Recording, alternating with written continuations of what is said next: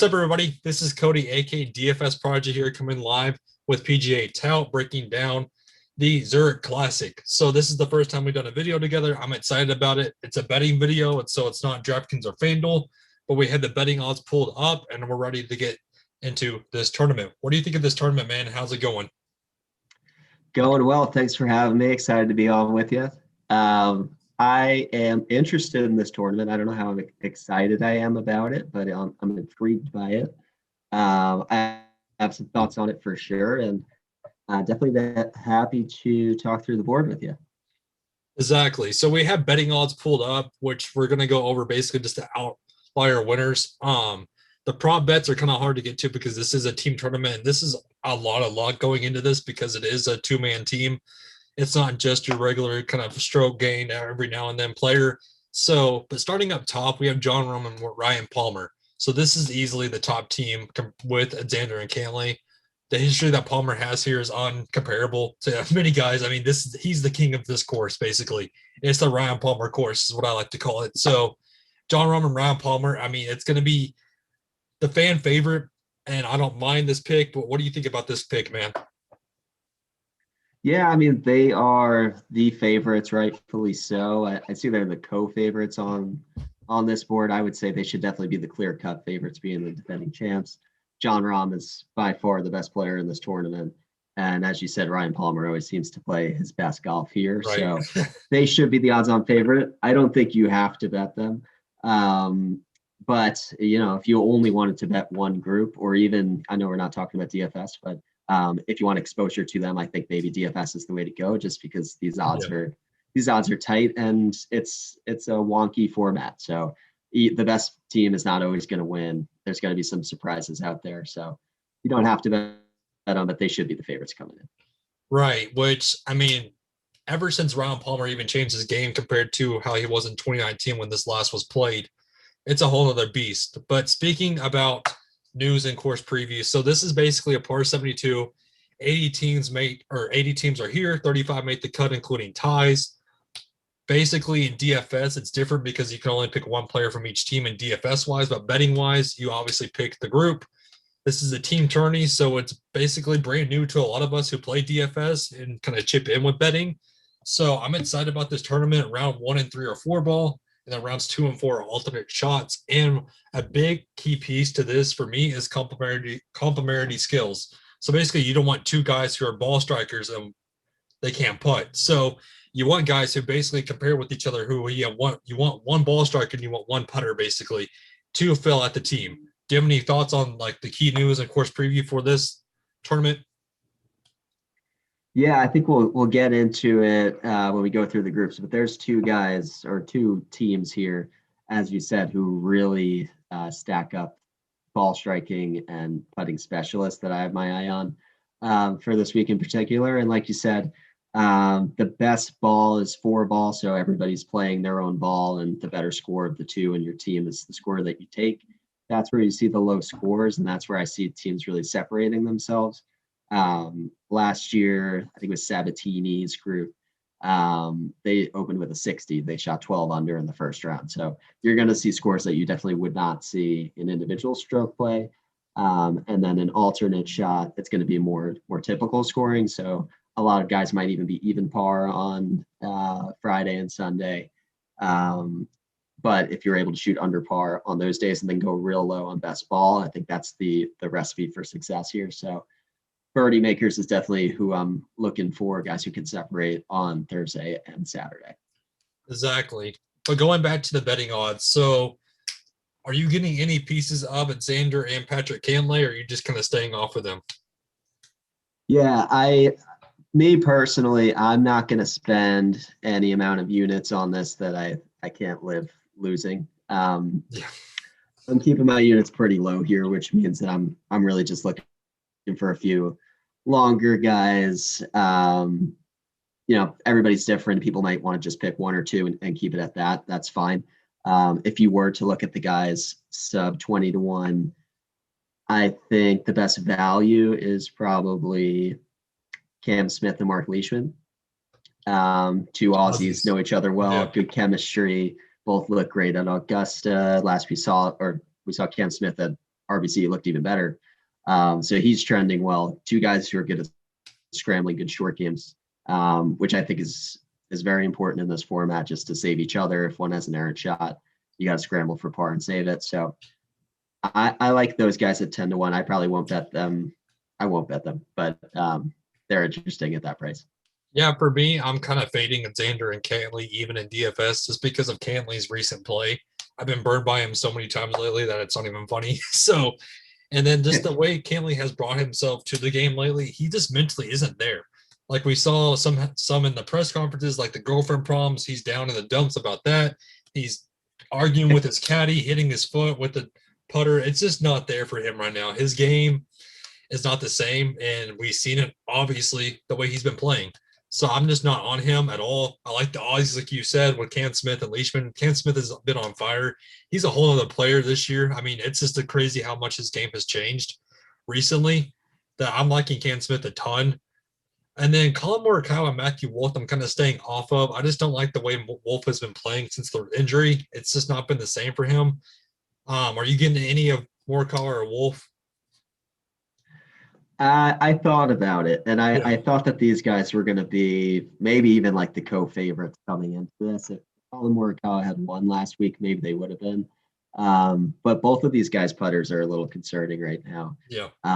Matthew Wolff is kind of all over the place. He's dealing with some, I don't know, mental issues or even like physically recovering from some injuries earlier. There's a lot of red flags with that group. I think it's interesting.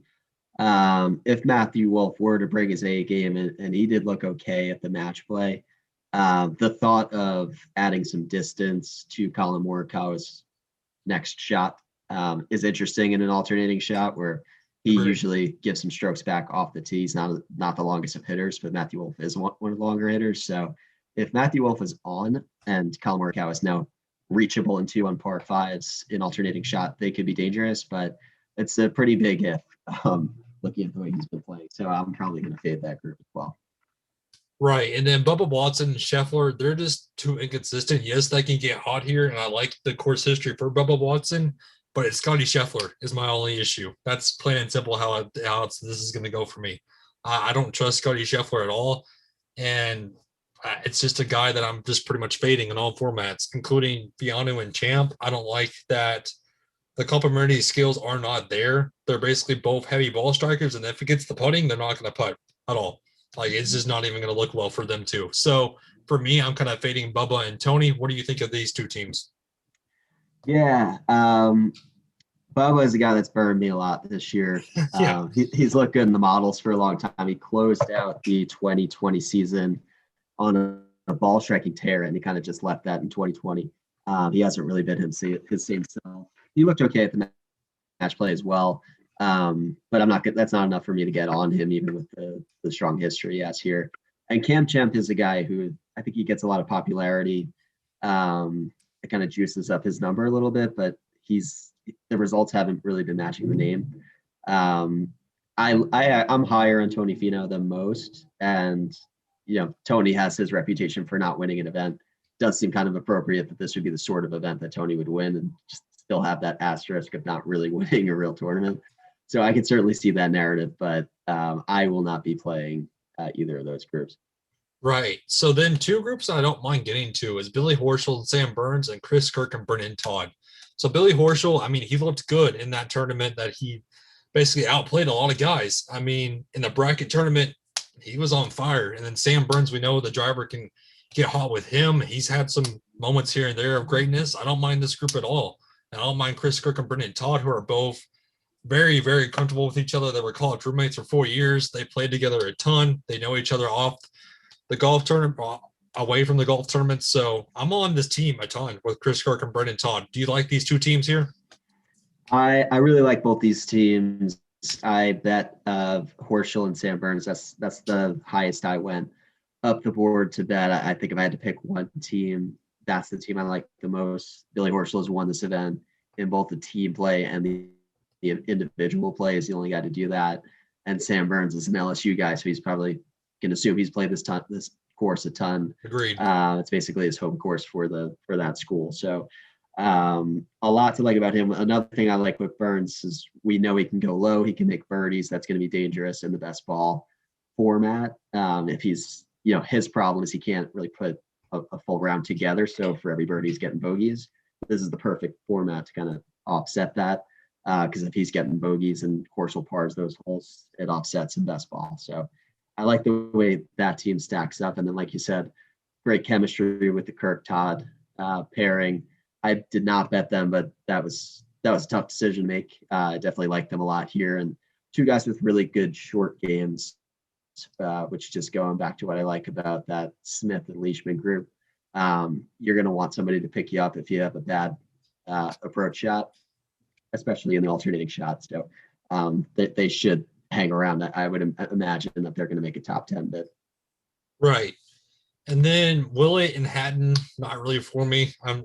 I'm not a fan of Hatton. I've never been a fan of Hatton. I think he's just way too inconsistent and burned me a ton also. And then Willett, has not played the same this year. Not really for me. Brendan Grace and HV3, I think both those guys I can get to at this number. HV3 has been good so far this season. He's been on a tear. Brendan Grace, I think he can pick up HV3 every now and then. I don't mind this group. And then Justin Rose and Henrik Stenson, I think they're overrated, especially in DFS. I'm not getting to any pieces of Justin Rose and Stenson. Do you like any of those three groups or no? I think I'm pretty lukewarm to all three of these guys. I think the Danny Willett and Tyrrell Hatton group is interesting. Danny Willett hasn't really – he's kind of fallen off the radar. He won the Masters and then you haven't really heard from him. Literally. But he's a sneaky birdie guy though.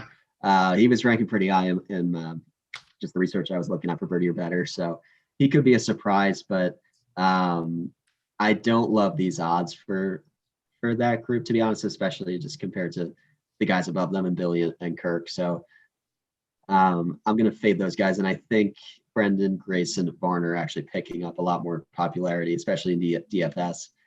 So if they're going to become more chalk, I'm going to fade them in the DFS format. And Harold Varner has never won on tour, so I don't really trust him to pull it out this time. And Henrik Stenson, I can't play Henrik Stenson. No. Yeah. You would imagine that group would have been good, but looking into this recent form and how they've been playing, it's just been awful, in my opinion. It's not there. Yeah, they would have been great like 10 years ago. Yeah. Justin Rose actually had a little renaissance at the Masters. So I'm never going to bet Justin Rose. I don't like betting him. He's exactly a withdrawal waiting to happen. But if he had a different partner, I'd consider it. But Henrik Stenson, I can't. And then what do you think of Keegan Bradley and Brandon Steele? I don't mind this group pairing at all. I think this group can get hot. What about you?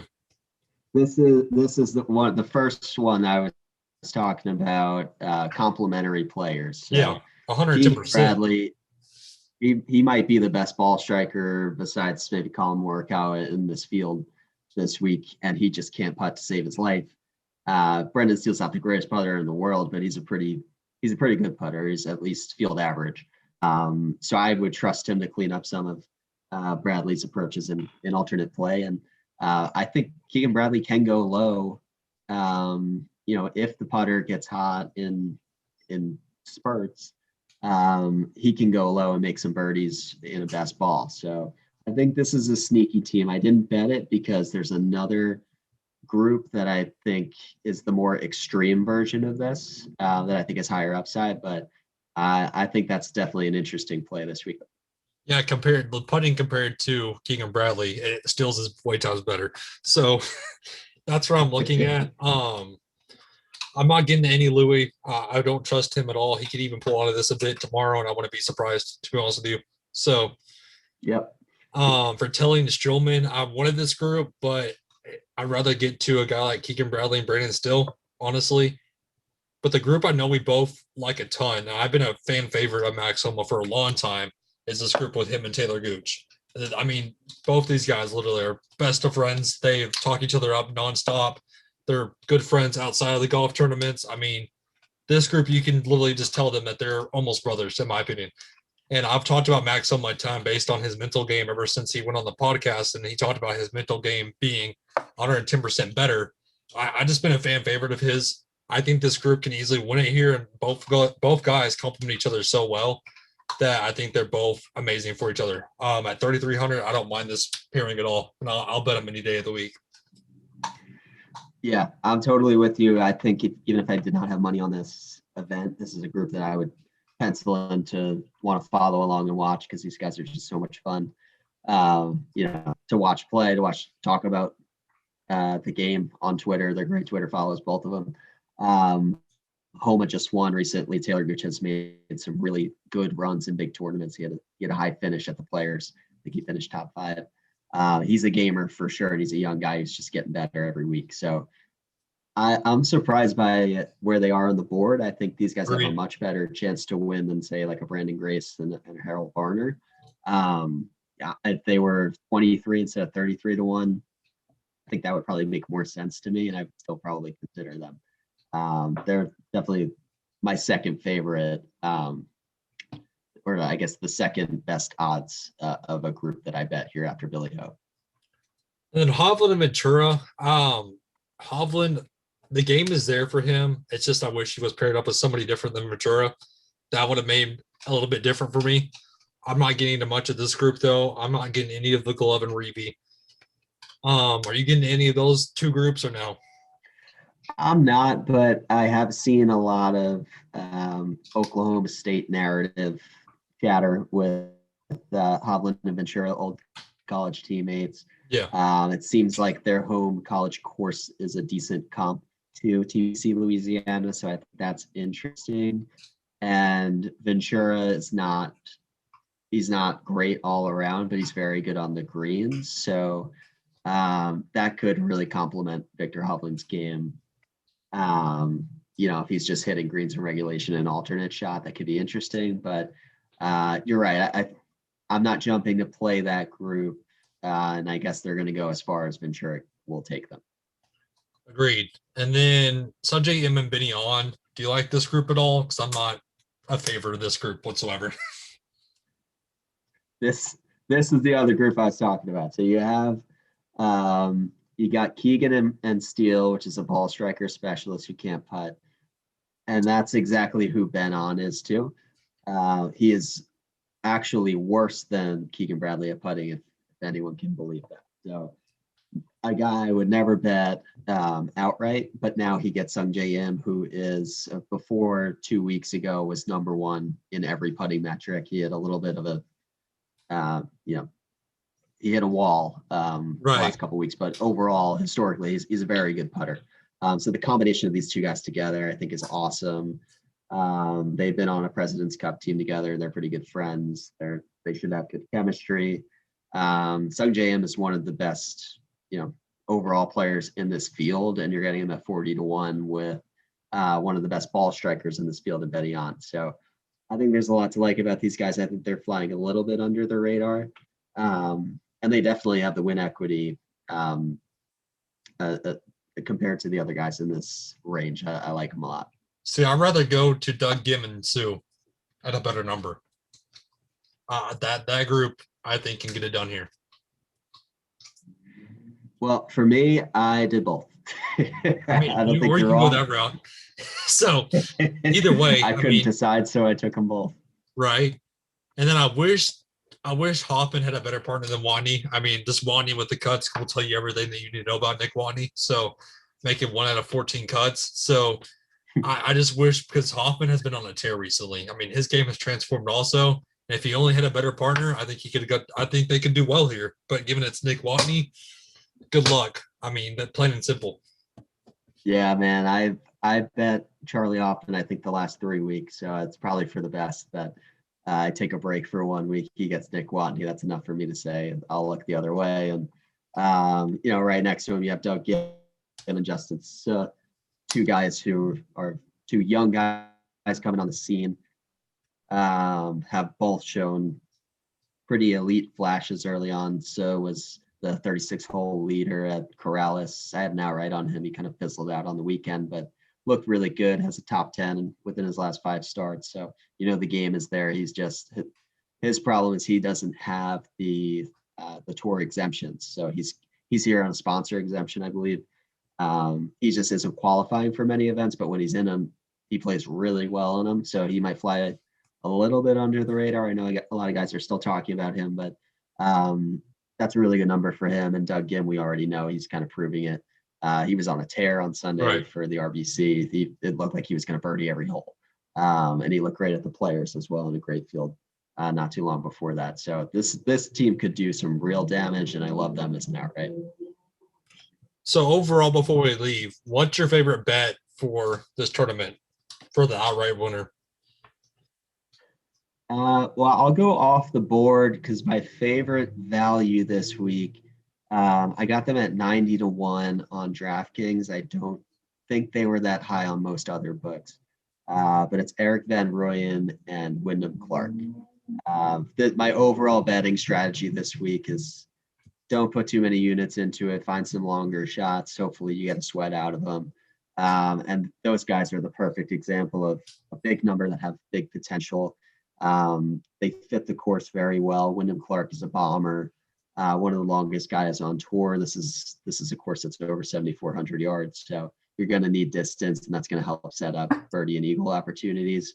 And Van Rooyen is a guy who has all the pieces. He just hasn't pieced them all together in one round. So one round he's driving it erratically, and the next he's pounding fairways and can't hit the iron straight. So I'm more prone to go with a guy like that in a best ball format, where if it's not clicking on one hole, you lean on your partner and you pick it up to the next one. I think they have the ability to go low.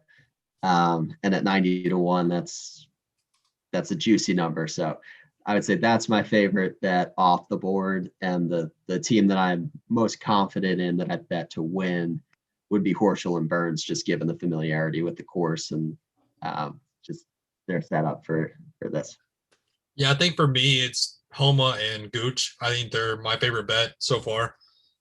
Just the way they complement each other and the way that they're good friends off the course. I think this sets up too well for them almost. So I'm all over that group. But yeah, it was fun having you on. This pretty much wraps up the video for us. Thank y'all for tuning in. You can definitely check us both out on our Twitter's links below, which I'll add that in the description. So that wraps up the Zurich Classic, and I cannot wait to watch this from a fan's perspective. So that pretty much wraps it up. Thank y'all for tuning in. Have a great and safe rest of your night, everybody.